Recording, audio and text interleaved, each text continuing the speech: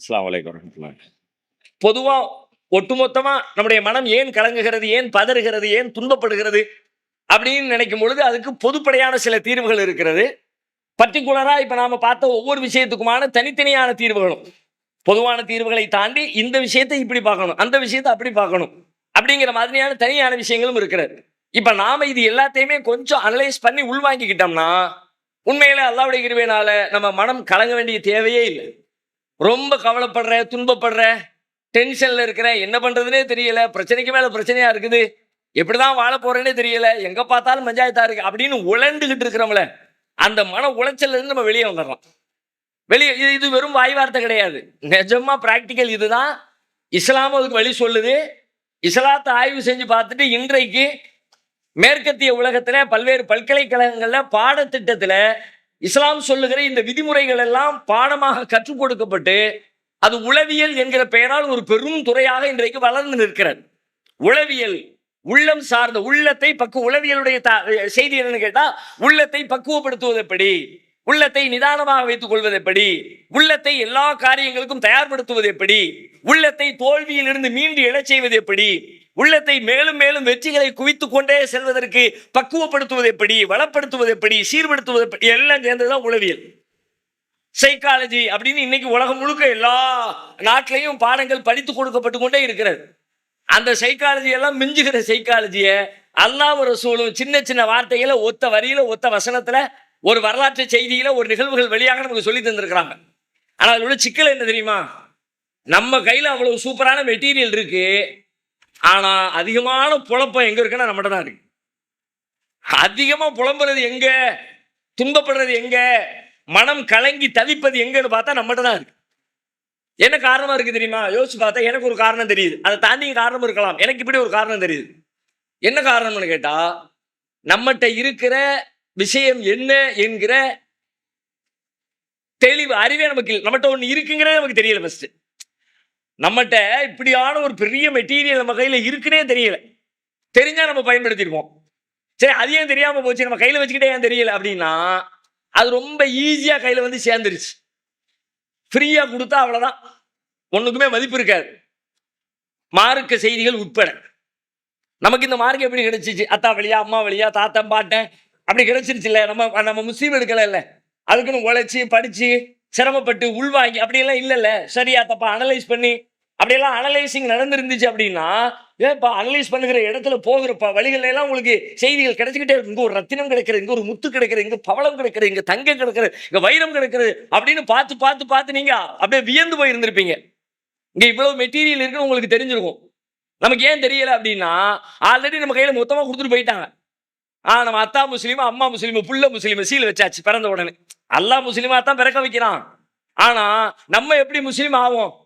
எங்க அத்தாவும் அம்மாவும் முஸ்லீமா இருந்ததுனால நான் முஸ்லீம் ஆக மாட்டேன். இஸ்லாத்தின் பார்வையில் உலகத்துல வேண்டுமானால் முஸ்லீம்னு சொல்லிக்குவாங்க. பள்ளிக்கூடத்துல போய் பெயர் சேர்க்க போறோம், அவங்க ஒரு காலம் கொடுத்துருப்பான், எந்த மதம், இஸ்லாம் அப்படின்னு போட்டுருவோம். எதை வச்சு இஸ்லாம்? அந்த 5 வயசு பையனுக்கு எதை வச்சு இஸ்லாம் போட்டோம்? அவங்க அத்தா முஸ்லீம், அம்மா முஸ்லீம், பிள்ளைக்கு பேரு கேட்கவே தேவையில்லை, முஸ்லீம்னு போட்டுருவாங்க. இப்படி வந்ததுனால இஸ்லாம்னா என்னன்னு படிச்சு தெரியாம ஆல்ரெடி நமக்கு ஒரு அடையாளமாகவே கிடைச்சிட்ட காரணத்தினால நமக்கு அதனுடைய வேல்யூ தெரியல. இதையே நீங்க காசு கொடுத்து படிச்சுட்டு இங்க வந்து பாருங்க. இப்ப போய் சைக்காலஜின்னு படிக்கிறாங்கல்ல, 10,000, 20,000, 50,000, 1 லட்சம், 2 லட்சம் ஒவ்வொரு கோர்ஸுக்கு, 3 மாச கோர்ஸ், 6 மாச கோர்ஸ், 1 வருஷ கோர்ஸ், 5 லட்சம், 10 லட்சம், 20 லட்சம், 50 லட்சம் கொடுத்தாலும் இதை படிச்சுக்கிட்டு இருக்கிறாங்க. அவன் அப்படியே இதுல இப்படி ஒரு பாயிண்ட், அப்படியே ஒரு பாயிண்ட், அப்படியே ஒரு பாயிண்ட் அப்படின்னு அவர் 50 லட்சம் ரூபாய் கொடுத்துட்டு படிச்சு அது ஒரு பெரிய பவர் பாயிண்ட் போட்டு அதுக்கு எல்லாத்தையும் போட்டு மேக்கப் பண்ணி, இப்படி பார்த்தால் மனிதன் அப்படி சிந்திப்பான், அப்படி பார்த்தால் இப்படி சிந்திப்பான் அப்படின்னு அவர் உட்கார்ந்து 1.5 மணி நேரம் எடுத்த கிளாஸ குரான புரட்டுனா ஒத்த வரியில அந்த மேட்டர் முடிச்சிருக்கான்ல. இதைத்தானடா எல்லாம் இதை பார்க்காம விட்டேன். அதை போய் 50 லட்ச ரூபா கொடுத்து பார்த்தவன் ஒரு அரை மணி நேரத்தை ஒதுக்கி இதை பார்த்துருந்தா வேலை முடிஞ்சிருக்குமே, பார்க்கல. ஏன்னா 50 லட்ச ரூபா கொடுத்தா வேல்யூபிள்னு நினைக்கிறான். இவ்வளவு கொடுத்துருக்கோம், அதுக்கு தகுந்த மாதிரி சொல்லி கொடுப்பான்ல அப்படின்னு. ஓசியில கொடுத்ததுனால என்னத்தை கொடுத்த உருப்படாத கையில கொடுத்துருப்பானு நினைச்சுக்கிட்டோம். ஆக்சுவலி இப்போ எனக்கே கொஞ்ச நாளாக நான் சொல்லிக்கிட்டே இருக்கிறேன் எங்கள் நிர்வாகிகள் மத்தியில், இந்த மாதிரி நிகழ்ச்சிகள் வைக்கிறோம்ல, இந்த பயான் நிகழ்ச்சி, தர்பியா நிகழ்ச்சி, இதெல்லாம் சும்மா சும்மா கூப்பிட்டு சாப்பாடு கொடுத்து, டீயை கொடுத்து, வச்ச கொடுத்து, அது எல்லாத்தையும் இந்த செட்டப்பே மாற்றுங்கப்பான்னு சொல்லிட்டு இருக்கேன். எப்படி மாத்தணும்னு சொல்ல தெரியுமா? நீங்க எத்தனை பேர் ஏத்துக்குவீங்க, ஏத்துக்க மாட்டேங்க யாருமே ஏத்துக்கலாம். இன்னைக்கு வரைக்கும் எங்க டீம்ல இருக்கிற ஆட்களே தலைவர் முதற்கொண்டு அதெல்லாம் சரிப்பட்டு வருமா அப்படின்னு ஒத்துக்க மாட்டேங்கிறாங்க. ஆனா நான் கொஞ்ச நாள் கிட்டத்தட்ட ஒரு 6 மாசத்துக்கு மேல இப்படி சொல்லிக்கிட்டே இருக்கேன். வேணா கேட்டு பாருங்க. என்ன சொல்லிட்டு தெரியுமா? இந்த செட்டப்பை எல்லாம் மாத்திட்டு உனக்கு இந்த வேல்யூபிளான செய்தி வேணும்னு கேட்டா 1000 ரூபாய் ஃபீஸை போடு, டோக்கனை கட்டிட்டு உள்ள வந்து உட்கார். மற்ற யாரையும் உள்ள அளவு கிடையாது. ஏன் கூட்டம் கூட்டமா வர வேண்டியது, சாப்பிட வேண்டியது, அவ்வளவுதான் போயிடு. என்னத்தை இழந்தோம்? ஒன்றை இழந்து பெறுகிற பொழுது உங்களுக்கு இருக்கிற அதனுடைய வேல்யூ மதிப்பு எதையுமே இழக்காமல் கிடைக்கிற பொழுது தெரியவே மாட்டேங்குது. நான் போய் ஒரு 20,000 கட்டி ஒரு கிளாஸ் போயிட்டு வந்தேன். நான் போயிட்டு வந்தேன், ஒரு சாமியார்ட்ட ஒரு கிளாஸ் ஒன்று போயிட்டு இருந்தேன். எல்லாரும் ஓடிக்கிட்டே இருந்தாங்க. என்னையா இது சாமியார்ட்ட போய் நீ என்னத்தையா படிச்சுட்டு இருந்த அப்படின்னு எல்லாம் ஓடிக்கிட்டு இருந்தாங்க. உள்ள போய் உட்கார்ந்தா ஒண்ணுமே இல்லை. நீங்களே என்ன சொல்லிட்டோம்னா உங்களுக்கு எல்கேஜி பாடுறதா அப்படி கை இப்படி இப்படி போடு, இப்படி ஒரு ஸ்லாண்டிங் லைன், அப்படி ஒரு படுக்கை கோடு அப்படின்னு சொல்லி கொடுத்தா உங்களுக்கு எப்படி இருக்கும்? சரியான கிரிக்கெட் வந்து மாட்டிக்கிட்ட நினைப்பி இல்லை நீங்க. கிட்டத்தட்ட நான் அங்கே போய் உட்கார்ந்துருக்கும் போது எனக்கு எல்கேஜி பாடம் நடத்துற மாதிரியே இருந்துச்சு, 1ஆம் வகுப்பு பாடம் நடத்துற மாதிரியே இருந்துச்சு. காலையிலேருந்து நைட் வரைக்கும் அந்த ஆள் அந்த பாடம் நடத்திருக்காரு. முடிச்ச பிறகு எல்லாத்தையும் மைக்க கொடுத்து ஃபீட்பேக் கேட்குறாங்க. கடவுள மாதிரி இந்த செய்தியை என் வாழ்க்கையில கேள்விப்படவே இல்லை. என் வாழ்க்கையை விட டிரான்ஸ்ஃபார்ம் ஆயிடுச்சு. தலைகீழ புரட்டிட்டீங்க. நேத்து ஒரு நைட்ல நான் பண்ணின ஃபீலிங் இருக்குது. அழுவுது, உழுது, காலில் உழுது, கும்பிடுது. ஐயா சாமி கடவுளே, இனிமே அவ்வளவுதான் முடிஞ்சிச்சு அப்படிங்குது. ஒருத்த வர்றான், ஐயாவிடத்துல ஆசி வாங்கினேன், 2 கிளாஸ், இன்னைக்கு நான் 40 லட்சம் சம்பாதிச்சவன், 4 கோடிக்கு அதிபதி, எல்லாம் ஐயாவுடைய புண்ணியம். என்னடா பண்ணுறான்னு பார்த்தா நீங்க எல்லாரும் சொல்லுவீங்க உங்களுக்கு அது எல்கேஜி பாடம். என்ன அங்க நடந்துச்சு அப்படின்னு கேட்டா, அங்க சொல்ற செய்திய ஓசில வந்தெல்லாம் சொல்லிடு. நான் இதுதான் சொல்ல போறேன். ஆனா 2 சொல்றனோ 1 சொல்றனோ, 1ஆப்பு பாடமோ 2ஆப்பு பாடமோ, அதை போய் அவன் அதை கரெக்டா உள்வாங்கி அதை வெளியில போய் இம்ப்ளிமெண்ட் பண்ணணும்னா, எதையாவது கொடுத்துட்டு வந்தோம்னா, காசு கொடுத்துருக்கோம்டா, ஹோட்டலுக்கு போனா திங்கிறமா இல்லையா? பிள்ளைகிட்ட எப்படி சொல்றான், 150 ரூபா தின்னு, பொரியலை வைக்கி, சாம்பார் ஊத்திக்க, வெறும் சோத்தை மட்டுமே தின்னுக்கிட்டே இருக்காத. பக்கத்தில் உட்காந்து அட்வைசிங் நடக்கு. ஹோட்டலில் போய் உட்கார்ந்தோன்னே வெறும் சோத்தை மட்டுமே திங்காத, கேரட் பொரியலை கொஞ்சம் வச்சு. எதுக்கு? கொடுத்த தகப்பனுக்கு வழி தெரியுது. 150 ரூபா கொடுத்துருக்கோமே, சாப்பிடாம போயிட்டா ஆனால் இன்னொரு அப்பளம் கிடைக்குமா? இல்லைங்க, அப்பளம் ஒன்று தான். பாயாசமும் ஒன்று தான். எது நமக்கு தேவைப்படும் கொடுக்கவும் மாட்டேங்கிறானுவா. எப்படியாவது வாங்கிட முடியாதா அப்படின்னு இவர் வேற. பையன் ஆசைப்படலாம், ஒன்னே ஒன்று கொடுங்களேன். எதுக்கு? இதுவே நீங்க இந்த சபையில இருந்து கேட்பீங்களா? இன்னும் ஒன்னே ஒரு பப்ஸ் கொடுங்க, கேட்க மாட்டீங்கல்ல. அங்கேயே கேட்டிய கொடுத்துருக்கோம்ல, 150 ரூபா கொடுத்துருக்கோம்ல, சாப்பிட்டது பார்த்தா 100 ரூபா தான் கணக்கு வருது போல இருக்கு. இன்னொரு 50 ரூபாய்க்கு திங்கணுமே. ஊத்து, சாம்பார் கொஞ்சம் ஊத்து, அந்த டம்ளர்ல கொஞ்சம் மோர் ஊத்து, ஒரு மோரை குடி, அதுல இன்னொரு டம்ளர்ல ஒரு ரசத்தை ஊத்து, ரசத்தை குடி. கொடுத்துட்டோம், வேல்யூ அதை பயன்படுத்திட்டு வந்துடணும். ஒரு சர்வே முடிவு ஒன்று சொல்லுது, எங்கெல்லாம் இப்படி பொருள் கொடுத்து ஒரு சர்வீஸை பெறுகிற முயற்சிகள் நடக்கிறதோ அங்கெல்லாம் அந்த பணத்தை கொடுத்தவர்கள் தாம் அதிலிருந்து முழுமையாக பயன்பெற வேண்டும் என்று அவர்கள் சிந்திக்கிறார்கள். அதுக்கு சாம்பிள் ஒன்று போட்டிருந்தோம். ஜனவரி 1 ஊர்ல இருக்கிற 198 பேர் ரிசல்யூஷன் ஃபார்ம் பண்ணிடும். பார்த்திருக்கீங்களா? நாளையிலிருந்து டிசம்பர் 30ஆம் தேதியே பிளான் போட்டு உடல் அப்படியே தொப்பை பெருத்துக்கிட்டே போகுது. உட்காந்தா எந்திக்க முடியல, உட்காந்து அப்படியே காலெல்லாம் வலிக்குது, ஏற முடியல, இறங்க முடியல, மூச்சு வாங்குது. இனிமே வயசு 40 ஆயிடுச்சு, இப்படியே விட்டோம்னா சரி வராது. படுக்கையா இருக்கக்கூடாது, பிஸ்னஸ் இருக்குது. அதனால என்ன பண்றது? இனிமே ஜிம்முக்கு போய் பாடியெல்லாம் ரெடி பண்ணிட வேண்டியதான். முத நாளே போக வேண்டியது, பஜார்ல போய் எதெல்லாம் விலை உயர்ந்த பொருட்கள் இருக்கிறதோ, ஷூ வாங்கு, செப்பல், அதுக்கு ஜர்க்கின் என்ன, டையுங்க, டவுசர் என்னெல்லாம் இருக்கோ எல்லாத்தையும் ஒரு 2000 ரூபா 3000 ரூபாய்க்கு பில்லை போட்டு நாளைக்கு காலையில போறோம், ஜிம்ல சேர்றோம். இந்த வருஷத்துல 6 பேக்ல அப்படி வந்து நிக்கிறோம். ஜனவரி 1 பிளான். ஜனவரி 1 போனாரு, பார்த்தாரு, போயிட்டு வந்தாரு. 2 கண்ணாடிக்கு முன்னாடி நின்னாரு. 3 அப்பா அப்படின்னு வியந்தாரு. 4 5ஆம் நாள் காலையில் மீண்டும் படுத்து தூங்கினார். இது ஒரு செக்டர். இன்னொரு செக்டர், 5ஆம் நாள் தூக்கம் தான் வருது, ஆனாலும் தூங்கக்கூடாது அப்படின்னு பல்ல கடிச்சு எந்திரிச்சு போயிட்டார். 6 7 8 9 1 மாசத்தை கம்ப்ளீட் பண்ணிட்டார். ஏன் 1 மாசம் கம்ப்ளீட் பண்ணானோ அவன் 1 வருஷத்தை கம்ப்ளீட் பண்ணிடுவான். 1 மாசத்தை கம்ப்ளீட் பண்ணவன் ஒரு நாளை பண்ணவன் மறுநாள் தூங்கிடுவான். 1 மாசம் என்ன ஆனாலும் பல்ல கடிச்சுக்கிட்டு எவன் அதை 1 மாசத்தை முடிச்சானோ அவன் 2ஆவது மாசம் கண்டினியூ பண்ணுவான். எப்படா என்ன யாரு முடிச்சா யாரு முடிக்கிறேன்னு தமிழ்நாடு முழுக்க, இந்தியா முழுக்க எல்லா ஜிம்லையும் போய் ரிசர்ச் பண்ணி ரிசர்ச் முடிவை வெளியிட்டு இருக்கிறான். எவெல்லாம் 1 வருஷம் ஃபீஸ் கட்டினானோ வருஷம் முழுக்க வந்துட்டான். எவன்லாம் 1 மாசம் ஃபீஸ கட்டினானோ போகுது. 1 மாசம் தானே ரூ. 600 கட்டியிருக்கிறோம். அதுக்காக வேண்டி இந்த சனியன தூக்கி காலெல்லாம் தூக்கி வைக்க முடியல. கையெல்லாம் இந்தா வலிக்குது. காலையில 5 மணிக்கே எந்திரிச்சு அந்த குளிருக்குள்ள நடக்க முடியல. போனா போகுது. ரூ. 550 தானே. ரூ. 5500 கட்டினவன், ஏன் ரூ. 5500 கட்டியிருக்கு. ரூ. 6000 கட்டியிருக்கு. ஒரு வருஷத்துக்கு கட்டிட்டோம். விடக்கூடாது. அதுக்கு குடுத்ததுக்கு உரிய வேல்யூவை பயன்படுத்தின்னு நினைக்கிறோம்ல. இப்ப நம்ம வேல்யூவே குடுக்காததுனால தான் இஸ்லாம் நம்ம வாழ்க்கையில நடைமுறைக்கு வரவே இல்ல. இஸ்லாம் மட்டும் இல்ல. வெள்ளிக்கிழமை ஜும்மாவும் அதே மாதிரி தான் ஆயிடுச்சு. நடைமுறைக்கு வரல. மிகச்சில பேர் எடுத்துக்கொள்கிறார்கள். மிகச்சில பேர் எடுத்துக்கொள்கிறார்கள். நான் இல்லைன்னு மறுக்கல. ஆனால் அவர்கள் எண்ணிக்கையில ரொம்ப கம்மியில. அதிகமான மக்கள் ஏன் எடுக்கல அப்படின்னா, இப்ப என்ன? அதனால இப்ப என்ன? உனக்கு என்ன இழப்பு? ஒரு இழப்பும் இல்ல. போற போக்குல போய்க்கிட்டே இருக்கு. இந்த உணர்விலிருந்து வெளிப்பட்டு நாம இது எனக்கு சொல்லப்படுகிறது, என் வாழ்க்கைக்கு சொல்லப்படுகிறது, எனக்கு பயனுள்ள செய்திகள் சொல்லப்படுகிறது, அதை பின்பற்றுவதால் எனக்குத்தான் நன்மை, இதை நான் புறக்கணிப்பதால் எனக்குத்தான் தீமை என்பதை ஆழ்மனதிலே பதிய வைத்துக் கொண்டு இந்த செய்திகளை செவியேற்று செயல்படுத்த ட்ரை பண்ணாருன்னா, ஒரு நாள் கலங்காத மனம் வேண்டும் அப்படிங்கிற இந்த கோரிக்கைக்கு ஒரே நாள் பதில் அளிக்கப்படும். அல்லாஹ் அப்படித்தான் வழி சொல்லி தரான். அல்லாஹ்வுடைய வழிகாட்டுதல் அப்படி இருக்குன்னா சும்மா சொல்லல, சும்மா பீடிகையில ரொம்ப தான் பில்டப் அப்படிலாம் நீங்க நினைக்காதீங்க. நான் சொல்ற செய்திகள் இருந்து உங்களுக்கு புரியும். முதல்ல இயல்பா நீங்க ஓவரால பார்த்தா இது ஒரு நீண்ட தலைப்பு தான்.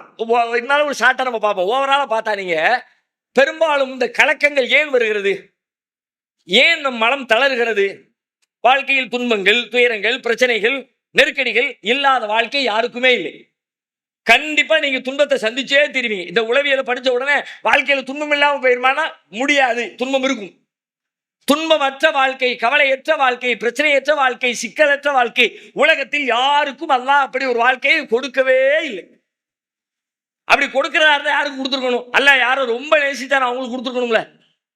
அந்த மாதிரி ஒரு லிஸ்ட் எடுங்க. ஆதம் நபி, இப்ராஹிம் நபி, மூசா நபி, ஈசா நபி, யஹ்யா நபி, ஜக்கரியா நபி, சுலைமான் நபி, தாவூத் நபி, ரசூலுல்லாஹ் யாரை எடுத்தாலும் யாருக்குமே அப்படிப்பட்ட வாழ்க்கை இல்லவே இல்லை.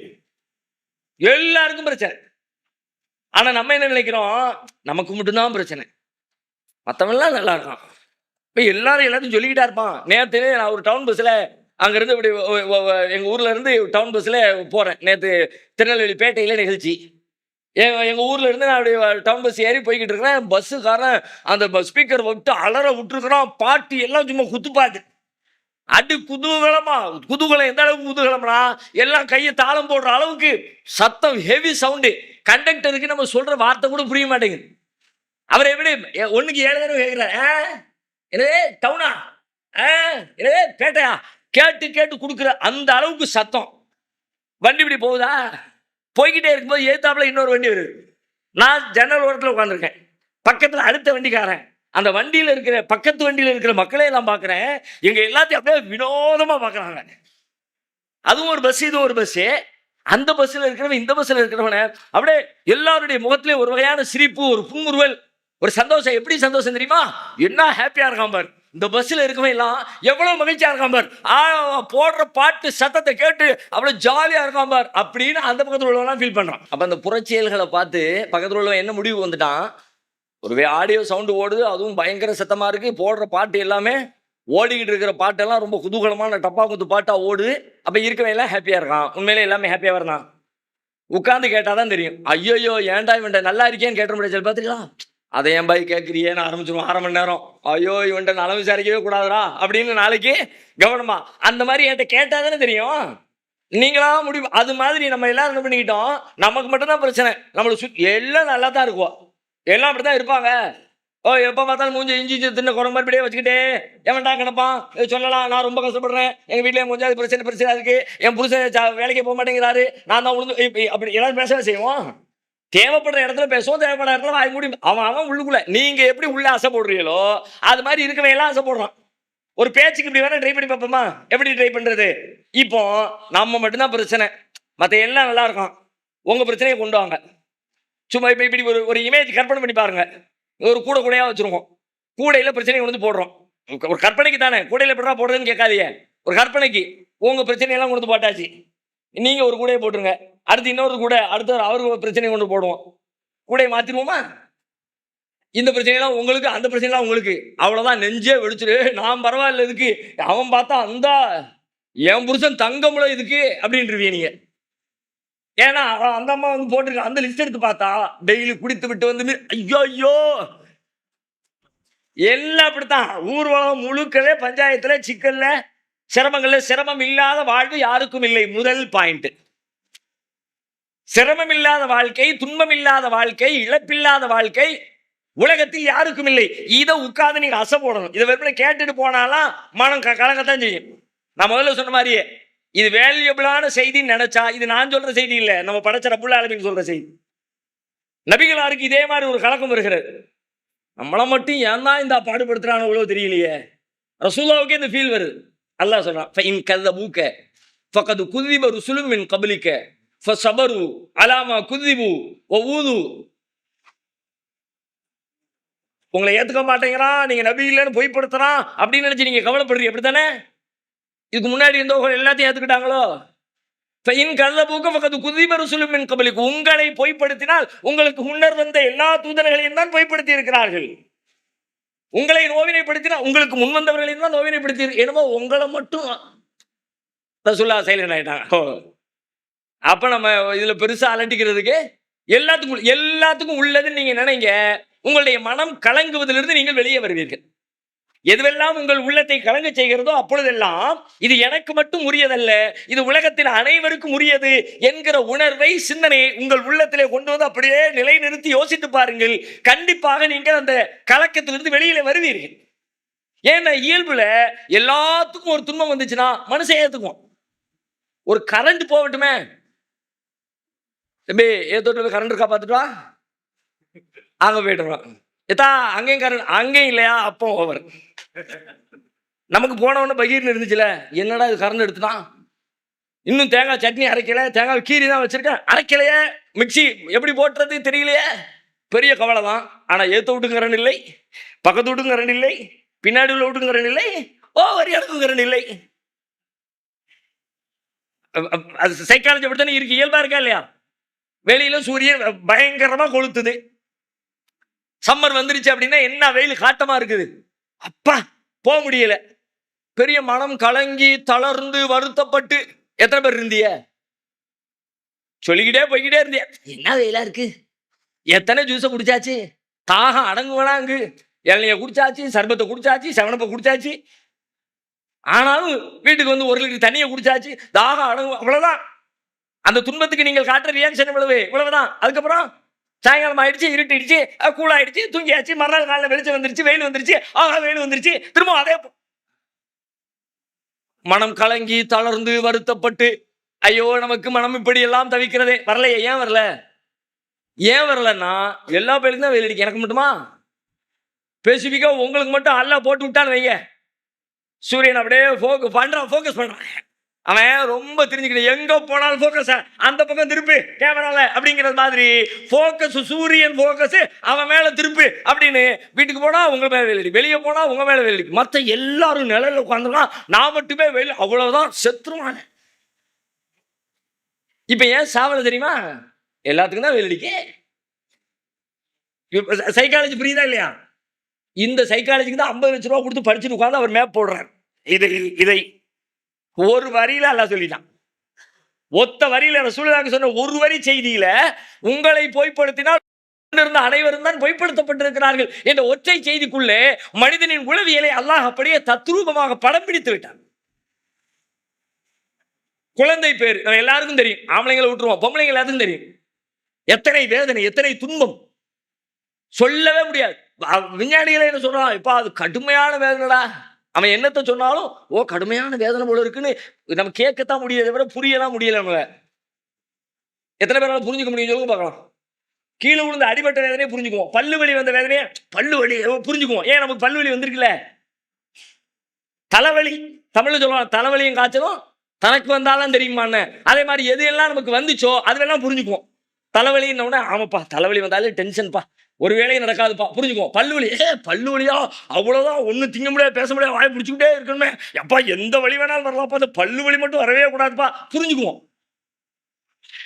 ஆனால் ஒரு பெண் பிரசவ நேரத்திலே அவள் சந்திக்கிற அந்த வேதனையை ஒரு ஆணால் புரிந்து கொள்ள முடியுமா? உணர்ந்து கொள்ள புரிதல் கூட சாத்தியம், உணர்தல் முடியுமா? முடியவே முடியாது. ஏன்னா நமக்கு இல்லை. ஒரு ரொம்ப போல விஞ்ஞானி சொல்லுவார், கணக்கு போட்டு சொல்லுவார், ஒன்னே அளவு எடுக்கிற மாதிரி உடலில் ஏற்படுகிற வேதனை, அந்த வேதனை அளக்கிற கருவி அப்படிலாம் வச்சிருக்கிறாங்க. பருப்பு சர்க்கரையை மட்டும் நிற்கிறதுக்கு தராசு நீங்க நினைச்சுக்கிட்டிய, எல்லாத்தையும் அளக்கிறதுக்கு தராசு இருக்கு. வேற வேற தராசு. துணி அளக்கிறதுக்கு வேற தராசு, தண்ணி அளக்கிறதுக்கு வேற தராசு, பருப்பு அளக்கிறதுக்கு வேற தராசு, ஒண்ணுக்கு வேற தராசு மாதிரி உடம்புல ஏற்படுற வலி அளக்கிறதுக்கு தராசு இருக்கு. அந்த தராசு டாலுங்கிறான். அந்த தராசு அளந்து சொல்றான், முன்னாடி ஆகப்பெரிய வேதனை இந்த பிரசவ நேரத்தில் ஏற்படுற வேதனைப்பா, அது மாதிரி மனுஷனுக்கு எந்த வேதனையும் இல்லை, வந்தா மத்தவன் செத்தே போயிருவான் அப்படின்னு விஞ்ஞானிகள் சொல்றாங்க. அவ்வளவு பெரிய வேதனையை ஒரு பெண் அனுபவிக்கிறாள். சரி, இன்னைக்கு பிள்ளையே பிறக்காத ஒரு பெண்ணு இப்ப குழந்தை பெற போறான். எதுக்கு குழந்தை பெறணும் முடிவு எடுக்கிறான்? ரொம்ப கடுமையான வேதனைப்பா, நமக்கு எதுக்கு அப்படின்னு யாருமே அதிலிருந்து விலகவே இல்லை. எல்லாரும் அதை ஏற்கிறார்கள்.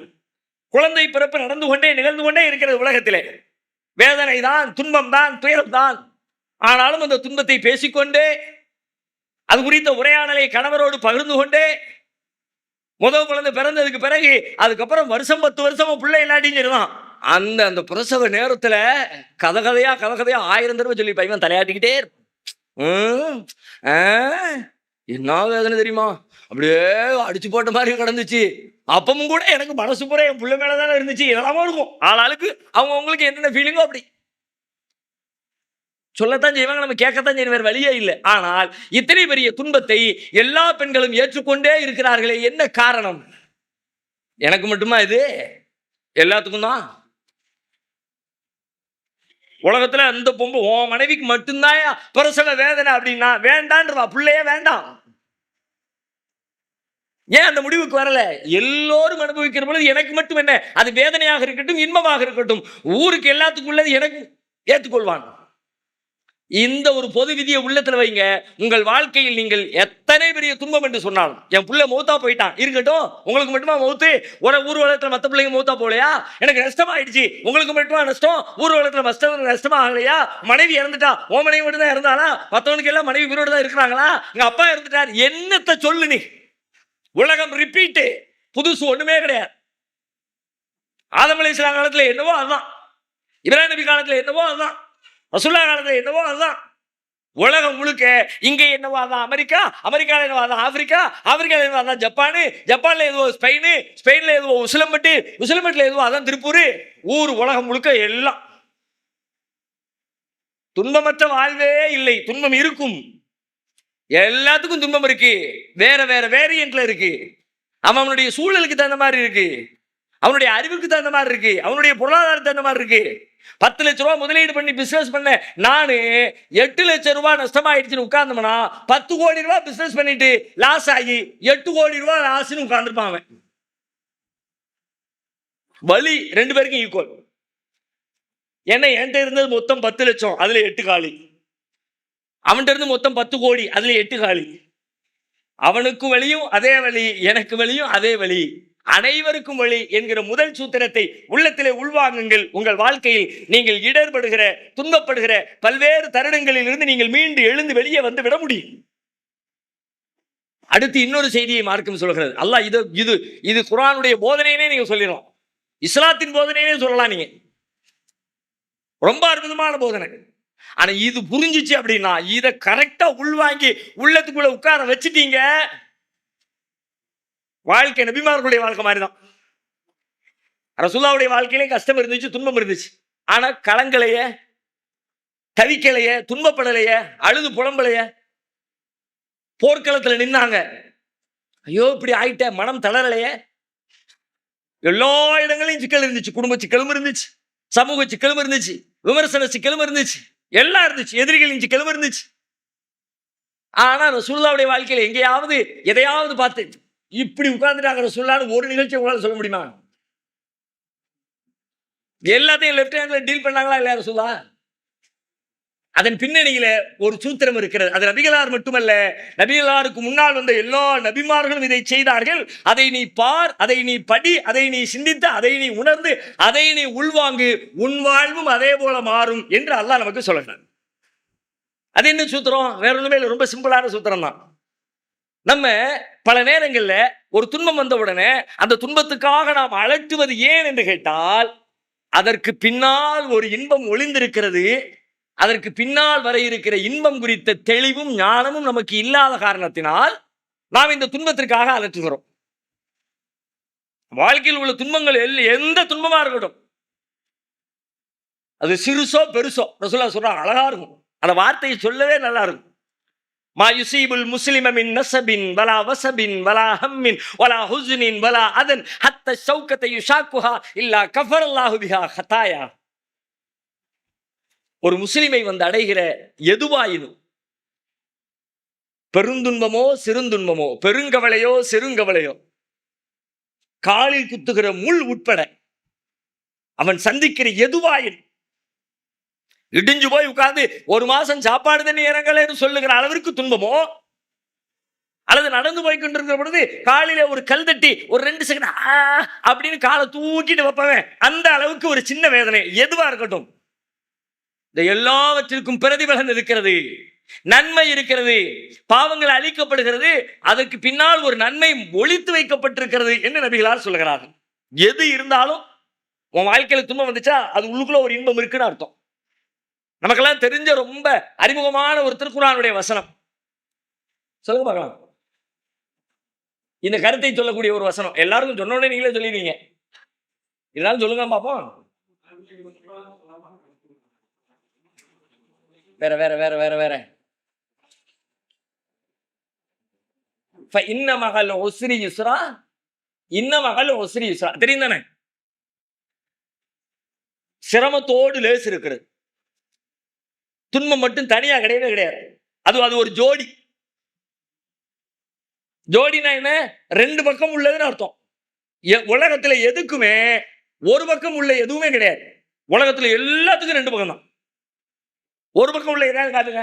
போன் இருக்கு, ஃப்ரண்ட் அண்ட் பேக் இருக்குல்ல, எல்லாத்துக்கும் அப்படிதான். ஒரு பேனாவுக்கு ஃப்ரண்ட் அண்ட் பேக் இருக்குல்ல, ஒரு கர்ச்சீஃபுக்கு ஃப்ரண்ட் அண்ட் பேக் இருக்குல்ல, ஒரு மைக்குக்கு முன்ன பின்ன இருக்குல்ல, ஒரு மனுஷனுக்கு முன்ன பின்ன இருக்குல்ல, முகம் முன்னாடி தலை பின்னாடி முதுகு பின்னாடி இருக்குல்ல.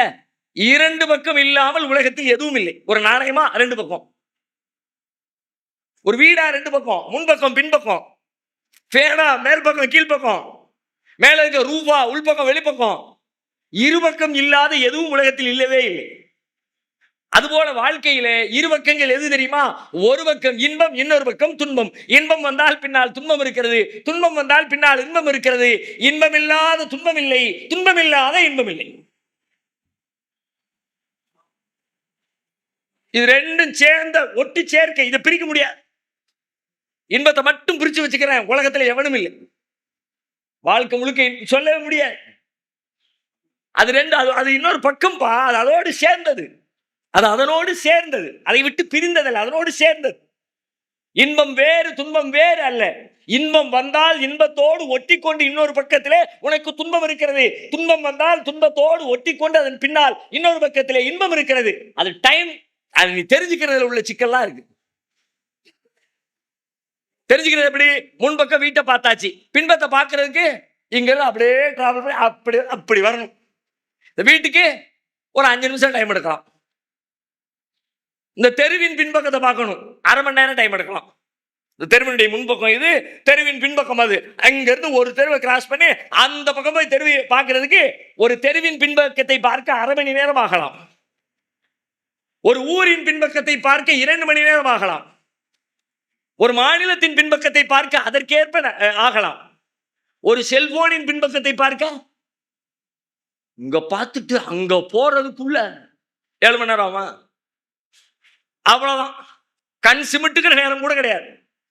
ஒவ்வொன்றுக்கும் பின்பக்கத்தை அடைவதற்குரிய கால அவகாசம் வேறுபடும்.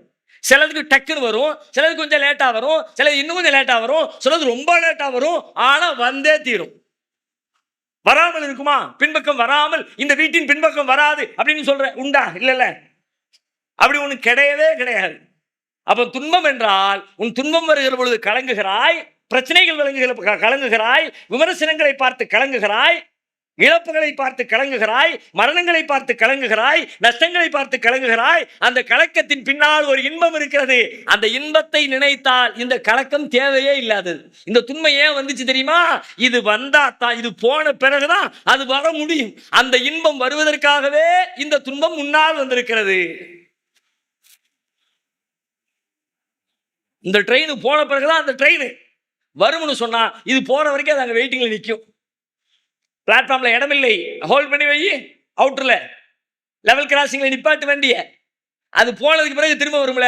அதே மாதிரி ஒரு இன்பத்தை எல்லாம் வச்சிருக்கான், அதுக்கு முன்னாடி ஒரு துன்பம் டிராவல் பண்ணி கிராஸ் பண்ணி போகணும். அதை கடந்தா தான் அது நாளை மறுமையிலே எல்லாம் அப்படித்தான் வைத்திருக்கிறான். சுவர்க்கத்துக்கு செல்லுகிற மக்கள் கூட சுவர்க்கத்தை நேரடியாக சுவர்க்கத்திற்குள் பிரவேசித்து விட முடியாது. நபிகளார் சொல்லுகிறார்கள், திருமறை குர்ஆனும் சொல்லுகிறது, நரகத்தை கடக்காமல் சுவனம் என்பது இல்லை.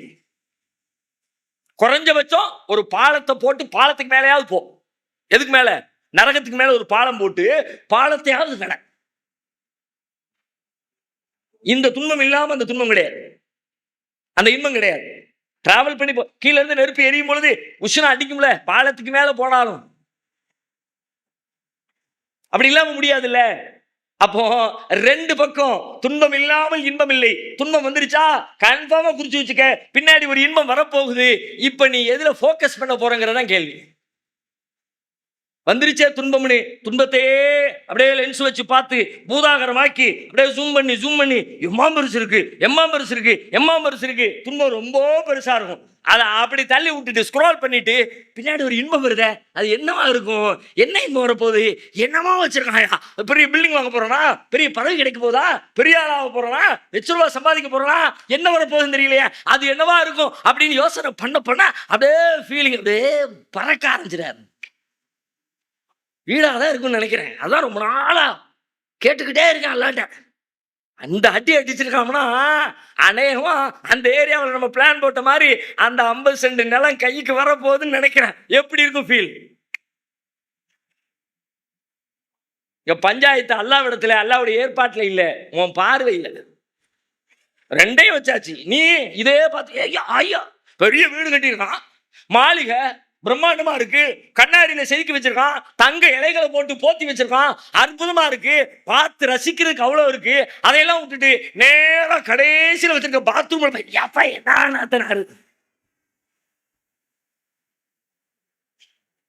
என்ன இங்க நீ பார்க்க ஒண்ணுமே இல்லை உனக்கு. இதையெல்லாம் விட்டு நேரா கடைசியில போய் இந்த நாத்தனாருன்னா அது அப்படிதான் ஆறும். துன்பம் வேதனை தான், இழப்புகள் வேதனை தான், நஷ்டங்கள் வேதனை தான். அந்த வேதனை இருக்கத்தான் செய்யும்.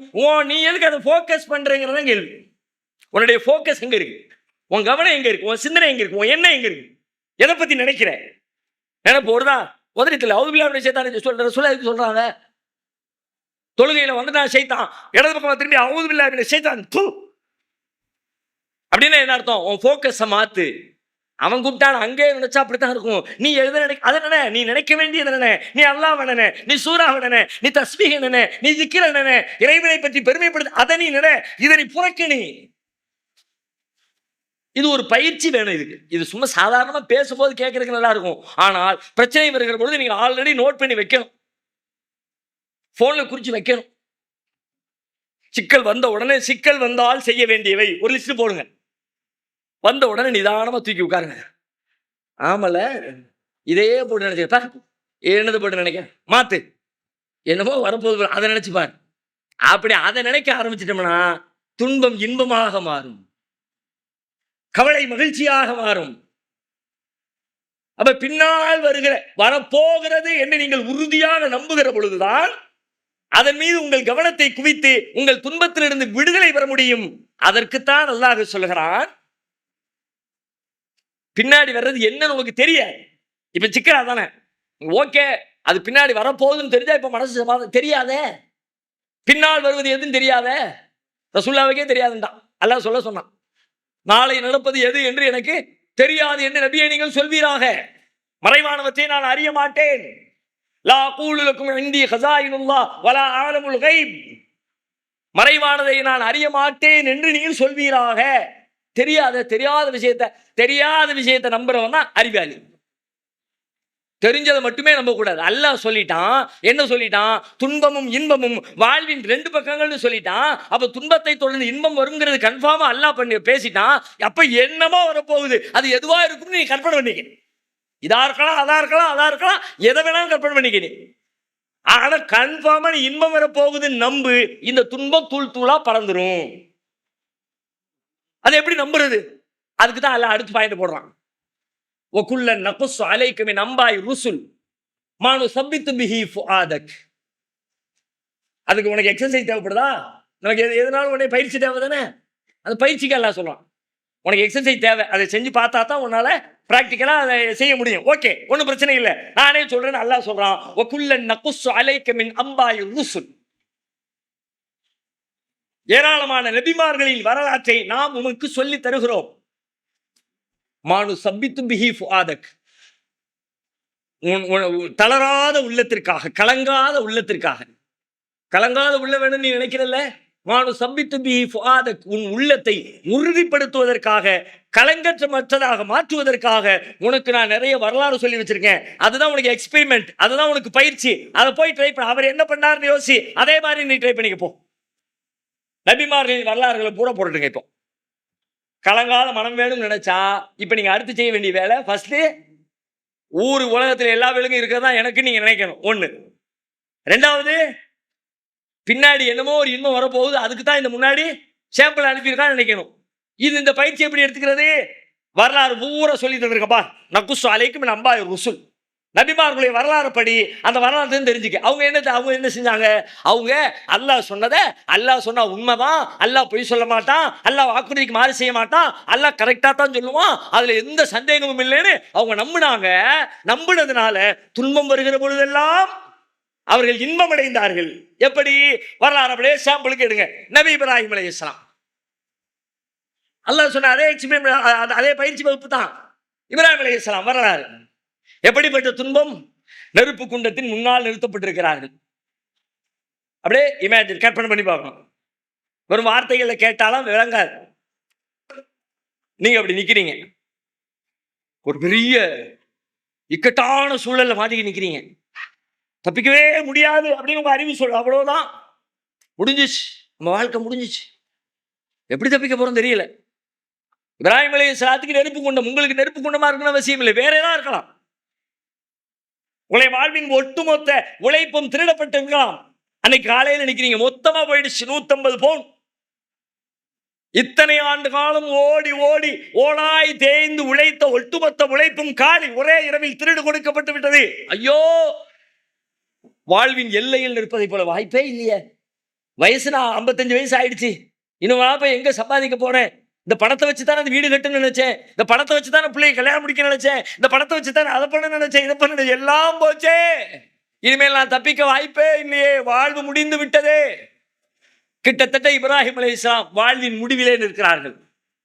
காலு ஹர்ரிகூஹு வன்சுரு ஆலிஹதக்கும் இன் குன்தும் ஃபாயிலின். உங்கள் கடவுளர்களுக்கு நீங்கள் ஏதேனும் உதவி செய்வதாக இருந்தால் இதோ இந்த இப்ராஹிமை கரித்து விடுங்கள். கரிக்கிற எல்லா ஏற்பாடும் பண்ணப்பட்டு முன்னாடி நிற்குது. இப்ராஹிம் அலைஹிஸ்ஸலாத்துக்கு வக்காலத்து வாங்குறதுக்கு, நியாயம் பேசுறதுக்கு மூசா நபிக்காவது பல பேர் இருந்தாங்க. குர்ஆன் சொல்லுகிறது, ரகசியமா பல பேர் சொன்னாங்கன்னு குர்ஆன் பேசுகிறது. எதிரி டீமுக்குள்ள உள்ள உட்கார்ந்துக்கிட்டு, ஏன்பா அந்த மனுஷனை போட்டு கொலை பண்றீங்க, இப்படி எல்லாம் சொல்லி இருக்கிறாங்க மூசா நபிக்கு. ஆனா இப்ராஹிம் நபிக்கு யாரும் இல்லை. அவர்களின் நியாயத்தை பேசுவதற்கு, குரலை ஆதரிப்பதற்கு ஒரு ஜீவனும் இல்லை, வேற வழியே இல்லை. ஒட்டுமொத்தமா எல்லாரும் ஆளை காலி பண்ணி கரிச்சிரு, இதுதான் நம் தெய்வங்களுக்கு செய்கிற உதவி என்று நம்புகிற கடைசி நிமிடம்.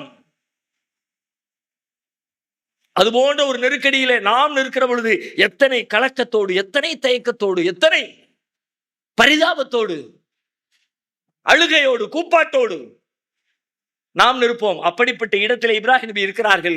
நிற்கிற இப்ராஹிம் நபியுடைய வாயிலிருந்து வந்த வார்த்தைகளை குறித்து அண்ணலும் பெருமகனார் ஸல்லல்லாஹு அலைஹி வஸல்லம் சொல்லுகிறார்கள், ஹஸ்பி அல்லாஹு வ நிஅமல் வக்கீல். அல்லாஹ் எனக்கு போதுமானவன், பொறுப்பேற்பதிலே அவனே மிகச் சிறந்தவன். அல்லாஹ் காப்பாற்றுவான். துன்பம் தான், ஆனாலும் ரப்பு காப்பாற்றுவான். ரப்பு பொய் சொல்ல மாட்டானே, ரப்பு பொய் சொல்ல மாட்டான், ரப்பு ஏமாத்த மாட்டான், ரப்பு வாக்குறுதி கொடுத்துட்டான்னா மாத்த மாட்டான். அந்த நம்பிக்கை என்ன வந்துச்சு? நெருப்பின் நிழலிலே நின்று கொண்டிருக்கிற பொழுது இப்ராஹிம் அலைஹிஸ்ஸலாத்திற்கு துளி கூட நெருப்பின் மீதான கவலை இல்லை, இறைவன் மீதான நம்பிக்கை பெருக்கெடுக்கிறது. எங்க போக்கஸ் பண்ண, இதே நெருப்பு எப்படி காப்பாற்றுவான் தெரியலையா அப்படின்னு மீண்டும் அந்த துன்பத்தை குறித்தே, நெருப்பை குறித்தே சிந்திச்சிருந்தா விடுதலை பெற்றிருக்க முடியாது. சிந்தனை எங்க போகுது? ரப்பு மேல போகுது. அவன் சொன்னா செய்வான். எப்படி அல்லாஹ் காப்பாத்துவான். அல்லாமல் அப்படி ஒரு நம்பிக்கை வந்துருச்சா, வந்த உடனே அந்த நம்பிக்கைக்கு அல்லாஹ் பிரதிபலனை தருகிறான். எப்படி தருகிறான்? குல்னா யா நாரு கூனி பர்தம் வ சலாமன் அலா இப்ராஹிம். நாம் சொன்னோம், நெருப்பை பார்த்து சொன்னோம், யா நார், ஓ நெருப்பே, பர்தம் வ சலாமன் அலா இப்ராஹிம், இந்த இப்ராஹிமிற்கு குளிர் தருகிற இதமாக நீ மாறிவிடு. அதுக்கு முந்தின செகண்ட் வரைக்கும் நெருப்பு அனல் கக்குது, ஊரே வேடிக்கை பார்க்குது. ஒரு மனிதனுடைய மரணத்தை, அழிவை பார்த்து ரசிப்பதற்கு ஒரு பெரும் கூட்டம் கூடி நிற்கிறது. அவர்களின் பார்வையிலே உள்ளே தள்ளப்பட்டு கரிக்கட்டையாக மாறிப்போவார் என்று எதிர்பார்க்கிற தருணத்திலே உள்ளே தள்ளப்பட்ட இப்ராஹிம் அலைஹிஸ்ஸலாம் இன்பத்தின் நிழலில் இறைவார துவங்கி விட்டார்கள். முதலில் துன்பம்தான், ஆனால் பின்னர் இன்பமாக மாறியதே. பின்னாடி ஒரு இன்பம் இருக்குன்னு தெரிஞ்சதுனால முன்னாடி புலம்பல, பின்னாடி இன்பம் இருக்குன்னு வருமா இல்லையா டவுட்டா இருக்க, எப்படி நம்புறது? அந்த சந்தேகம் முடிஞ்சு, சந்தேகம் வந்துச்சா முடிஞ்சு. பின்னாடி ஒண்ணு இருக்கு, பின்னாடி உள்ளது தெரிகிற பொழுது மனப்பதட்டம் குறையும். சமீபத்தில் கொஞ்ச நாளைக்கு முன்னாடி ஒரு பத்திரிகையில் படிச்ச ஒரு செய்தி, கும்பகோணத்துல பஸ் ஸ்டாண்டில் ஒரு பெரியவர், ஒரு 3-4 சின்ன சின்ன பிள்ளைங்க, 4 வயசு 3 வயசு 5 வயசு அந்த மாதிரியான 3-4 பிள்ளைங்களோட ஒரு பெரியவர் உட்கார்ந்து இருக்கிறாரு. அந்த பேருந்து நிலையத்தில் நிறைய பேர் உட்கார்ந்து இருக்கிறாங்க. சின்ன பிள்ளைங்க ஓடி ஆடி விளையாடுறாங்க, பேக் எல்லாம் தள்ளி விடுறாங்க. பக்கத்தில் உள்ளவருக்கு டென்ஷன் ஆகிக்கிட்டே இருக்கு. ஒரு கட்டத்தில் கோபமாக என்ன பண்றாரு, பெரியவரை பார்த்து சொல்றாரு, ஐயா பெரியவரை, என்ன நீங்க பிள்ளைங்க இப்படி சேட்டை பண்ணிக்கிட்டு இருக்கு, சும்மா வேடிக்கை பார்த்துட்டு இருக்கிறியா, வைக்க மாட்டீங்களா, அதை கட்டுப்படுத்த மாட்டீங்களா அப்படின்னு பக்கத்தில் ஒருத்தர் டென்ஷன் ஆயிட்டார். டென்ஷன் ஆனா பெரியவர், ஆமாங்க ஐயா கொஞ்சம் மன்னிச்சுங்க, நான் பார்த்தேன் அப்படின்னு அந்த பிள்ளைங்களை அரவணைத்து கொண்டு அவர் தன்னுடைய செய்தியை சொல்றார். கொஞ்ச நேரத்துக்கு முன்னாடி 3வது பிரசவத்துக்காக வேண்டி இந்த பிள்ளையோட அம்மா ஆஸ்பத்திரியில் அட்மிட் ஆயிருந்தா, இறந்து போனா ஐயா, எப்படி தூக்கிட்டு போறதுக்கும் கையில காசு இல்லை, இந்த பிள்ளைகளோ எல்லாம் 3 வயசு 5 வயசு 7 வயசு, என்ன செய்யறதுன்னு தெரியலையா, அப்படியே மை மறந்தாப்புல உட்காந்துருக்கேன். தகப்பங்காரன் உட்காந்துருக்கான். மகளுடைய 3ஆம் பிரசவம் 4ஆம் பிரசவம், 3 குழந்தைகளோட இங்க உட்கார்ந்துருக்கிறாரு. 3மே சின்ன வயசு. இப்ப 4வது பிரசவம். பிரசவ நேரத்துல தாய் இறந்துட்டா. இறந்த தாயை தூக்கிட்டு போறதுக்கு கையில காசு இல்லை. இப்ப கையில 3 அனாதை சிறுவர்களோடு ஒரு தாத்தா அமர்ந்து இருக்கிறார். என்ன செய்வதுன்னே தெரியல. பின்னாடி நடக்கிற இந்த பிள்ளைங்க பண்ற அலப்பறை எதுவுமே அவருடைய கண்கள்ல விளங்கல. ஐயோ இந்த பிள்ளைங்களுடைய எதிர்காலம் என்ன ஆக போதோ தெரியலையே அப்படிங்கிற அந்த புத்தி பேதலிப்புல, கவனச்சிதறல்ல, அது குறித்தே சிந்தித்துக் கொண்டிருக்கிற பொழுது இவர் உரையாடுகிறார். இந்த உரையாடலை கோபத்தோடு, சலனத்தோடு, வெறுப்போடு அந்த இடத்தை, அந்த பிரச்சனையை அணுகிய அந்த மனிதர், இந்த தாத்தா சொல்லி முடிச்ச உடனே எப்படி ஆயிருப்பாருன்னு யோசிங்க. ஒரு நிமிஷத்துக்கு முன்னாடி கோபம், வெறுப்பு, பிள்ளைய கட்டுப்படுத்து, பேக்க தூக்கி கீழே போடுறான், அப்படியெல்லாம் சண்டை போட்டவர் அடுத்த நிமிடம் எப்படி மாறினார்? ஐயோ ஐயா ஐயா மன்னிச்சுங்க ஐயா மன்னிச்சுங்க ஐயா. இவர் அழுகுறார். அவ்வளவு நேரம் அவர் அழுதாரு, இப்ப இவர் அழுகுதாரு, ஐயா மன்னிச்சுக்க நான் தெரியாம பேசிட்டேன். ஓடி போறாரு, வெளியில போய் பிஸ்கட் வாங்குறாரு, டீ வாங்குறாரு, பிள்ளைங்களுக்கு சாப்பாடு கொடுக்குறாரு, நீ எந்த ஊர் போகணும்னு கேட்கிறாரு, அதுக்கு பணம் கொடுக்குறாரு, உன் பிள்ளைய தூக்கிட்டு போறதுக்கு ஆம்புலன்ஸுக்கு பைசா வச்சுக்கிறாரு. அரை மணி நேரத்திற்கு முன்னால் கோபத்திலே கலங்கிய உள்ளத்தோடு, வெறுப்பு நிறைந்த உள்ளத்தோடு இருந்த மனிதர் அரை மணி நேரத்திற்கு பின்னால் ஒரு மென்மை நிறைந்த மனிதனாக, மனிதநேயம் நிறைந்த மனிதனாக, குழந்தைகள் மீது பாசம் காட்டுகிற மனிதனாக மாறி போனதன் பின்னணி என்ன? முதலில் வந்தது துன்பம் தான், வெறுப்பு தான், கோபம் தான். ஆனால் அந்த கோபத்தை பின்னால் வந்த ஒன்று மாற்றியதே. எப்படி மாத்துச்சு? உடனே வந்துட்டதுனால நமக்கு தெரியுது.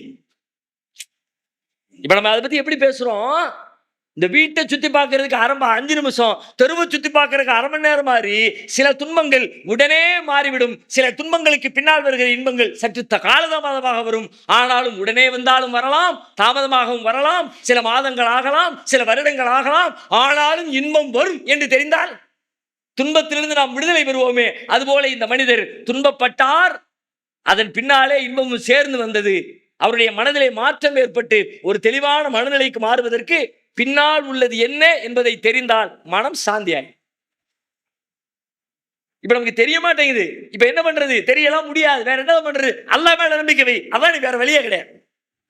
நான் தெரிஞ்சுக்கணும் அவசியம் இல்லை. என் ரப்பு போய் சொல்ல மாட்டான், அந்த நம்பிக்கை இருக்கா இல்லையா? யாருக்கா அதில் டவுட் இருக்கா? எப்படி அல்லாஹ் சொன்னா ஆனா அப்படின்னு அப்படி டவுட் இருந்தா இந்த பேச்சு டோட்டல் யூஸ்லெஸ். இதெல்லாம் தூக்கி தூட கலாச்சாரம். இல்ல அப்படியெல்லாம் டவுட் இல்லைங்க. ரப்பு சொன்னா கண்டிப்பா இன்னல்லாஹ லா யுக்லிஃபுல் மியாத், அல்லாஹ் தன் வாக்குறுதிக்கு மாறு செய்ய மாட்டான் என்பதிலே நான் அணு அளவு கூட சந்தேகம் கொள்ளவில்லை என்று நீங்கள் இருந்தால், என் இறைவன் எனக்கு துன்பத்தை தந்தவன் இன்பத்தை தருவான். சந்தேகத்திற்கு இடமில்லாம நம்புங்க. அந்த இன்பத்துல போக்கஸ் பண்ணுங்க. நபிமார்களின் வரலாறு எல்லாம் தான். மூசா நபி இருக்கிறார்கள், தெரிஞ்ச வரலாறு தான். பின்னால் ஃபிரௌன், முன்னால் கடல். சிச்சுவேஷனை கற்பனை பண்ணுங்க. ஒருத்தன் ஓடி வர்றான், எதுக்கோ தேடிட்டு வர்றாங்க, திருடனா இருக்காங்க, நல்ல மனுஷன், ஏதோ ஒரு பிரச்சனை, மாட்டிக்க கூடாது, தப்பிக்கணும் ஓடி வர்றான். நீங்க மேல நிக்கிறீங்க, ஒரு 15 மாடி உயரத்துல மேல நின்று பாக்குறீங்க. ஓடுறான், பின்னாடி ஆட்கள் துரத்துறாங்க, அவனை பிடிக்கவே முடியல. அப்படியே ஜம்ப் பண்ணி போய்கிட்டே இருக்கான். நீங்க ரொம்ப சுவாரஸ்யமா பார்த்து, ஏன் அப்பா பயங்கர கில்லாடியா இருக்கான், எப்படி போறான் பாரு, ஒரு வேலையால பிடிக்க முடியல. 10 பேர் பின்னாடி வர்றான், ஒத்தாள் இத்தனை பேருக்கு டேக்கா கொடுத்துக்கிட்டு இருக்கானே அப்படின்னு நீங்க ரொம்ப விறுவிறுப்பா பார்த்துக்கிட்டே இருக்கிறீங்க. திடீர்னு அந்த ஆள் என்ன பண்றான், ஒரு சந்துக்குள்ள நுழையிறான். நுழைஞ்சு பார்த்தா சந்து முட்டி சந்து, ஃபுல் க்ளோஸ்டு. எங்கேயும் தப்பிக்க முடியாது. மேலே போக முடியாது, கீழே போக முடியாது, படுக்க முடியாது, எந்திரிக்க முடியாது, நிற்க முடியாது, நடக்க முடியாது, ஒன்றும் பண்ண முடியாது. இப்ப மேல இருக்கிற நீங்க என்ன செய்யுங்க, விறுவிறுப்பு ஆட்டத்தை பார்த்து அடப்பா இங்க வந்து மாட்டிட்டானே, அடுத்த சந்து இங்க காலை வச்சன, அடுத்த 2 அடி அப்படியே வச்சா அப்படியே போயிருக்கலாமே, மாட்டிக்கிட்டானே, முடிஞ்சது. அவ்வளவுதானே, முடிஞ்சது, கேம் முடிஞ்சது, ஓவர். மூட்டு சந்தில முன்னாடி இருக்கிறான், பின்னாடி தேடி வந்தவன் இவன் பின்னாடி தான் வரணும்.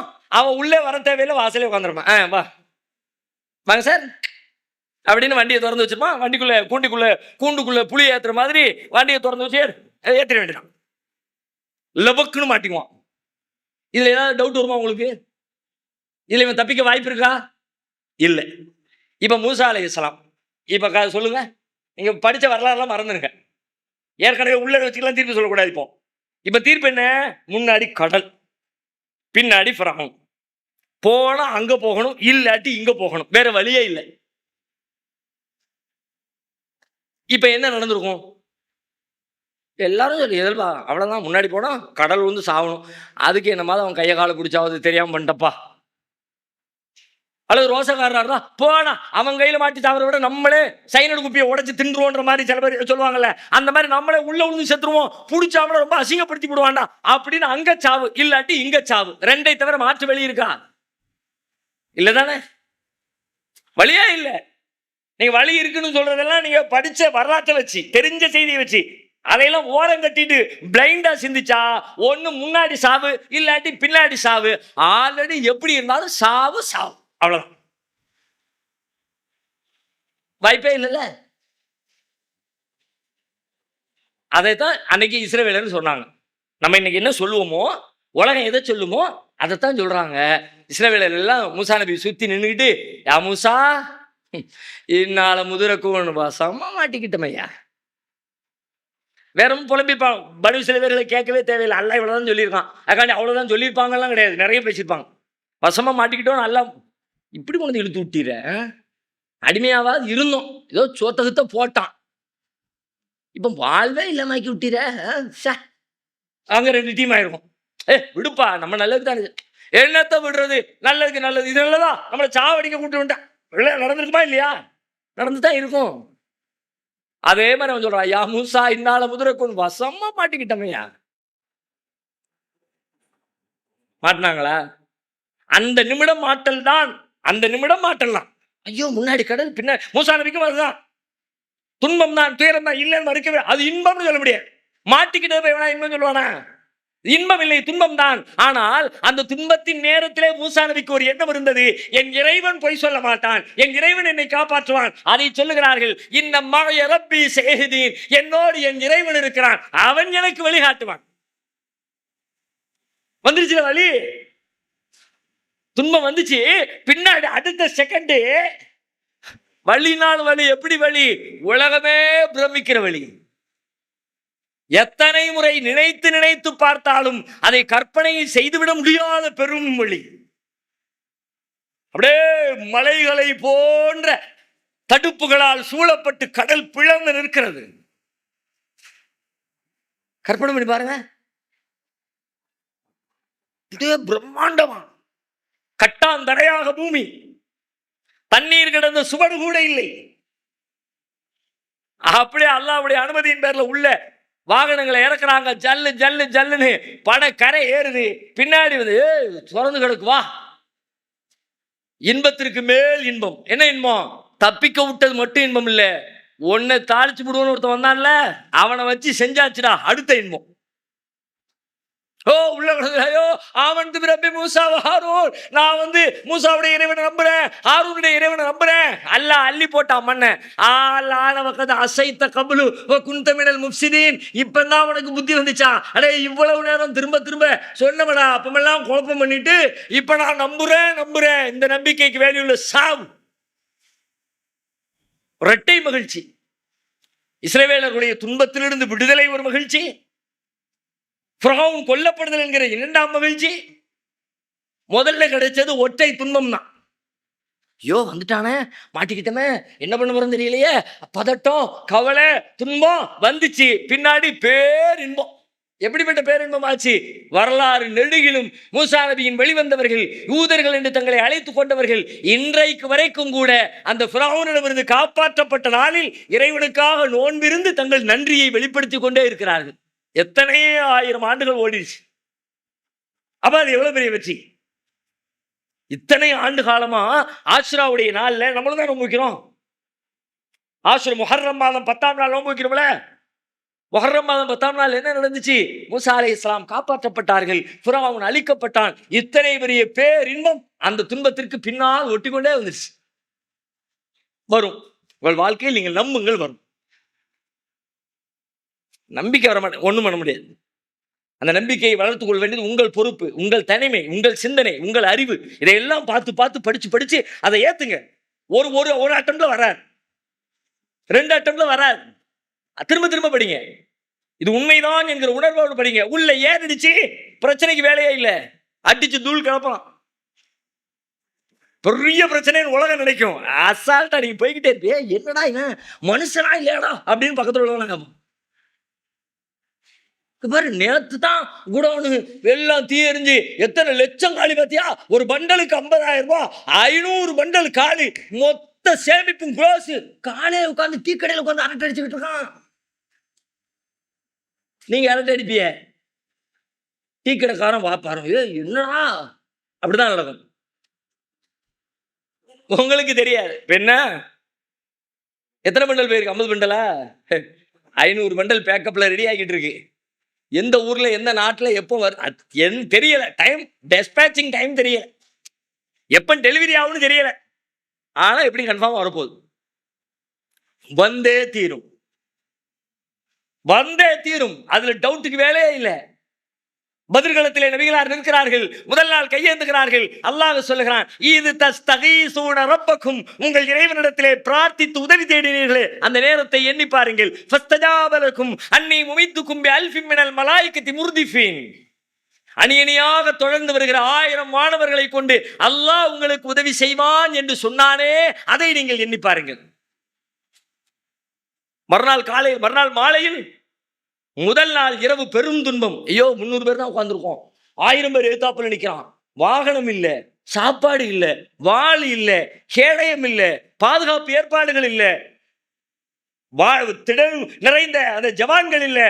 நம்ம 300 சொச்சம் தான், அவன் 1000 பேருக்கு மேல இருக்கான. முதல் நாள் துன்பம், மறுநாள் மாலையில் பேரின்பம். வரலாறே எப்படிடா நடந்துச்சு? எந்த பேருக்கும் பதில் சொல்ல முடியல, இன்னைக்கு வரைக்கும் பதில் சொல்ல முடியல. எப்படி நடந்து, எப்படி சாத்தியம்? கேள்விக்கு பதில் இல்லை, ஆனா சாத்தியம். கேள்விக்கு ஆன்சர் எப்படி நடக்கும்? பதில் இல்லை, ஆனா நடக்கும்.